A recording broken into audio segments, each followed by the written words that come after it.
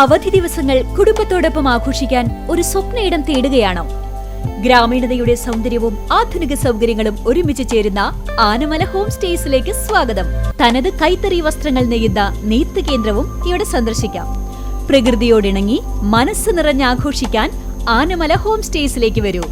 കൂടുതൽ വിവരങ്ങൾക്കായി വിളിക്കൂ 9035290919.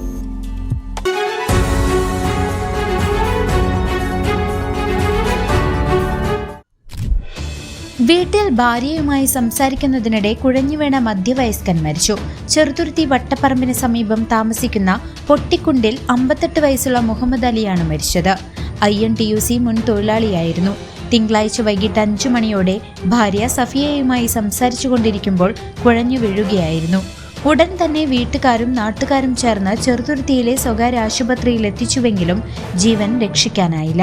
ചെറുതുരുത്തി പോലീസ് മേൽ നടപടികൾ സ്വീകരിച്ച മൃതദേഹം മുളങ്ങുന്നത്കാവ് മെഡിക്കൽ കോളേജ് മോർച്ചറിയിലേക്ക് മാറ്റി. പോസ്റ്റ്മോർട്ടത്തിന് ശേഷം ചൊവ്വാഴ്ച ബന്ധുക്കൾക്ക് വിട്ടു നൽകും. മക്കൾ ഷാഹിർ ദുബായ്, ഷബീർ, ഷെരീഫ്, ഷഹ്ന, മരുമകൾ സഫിയ.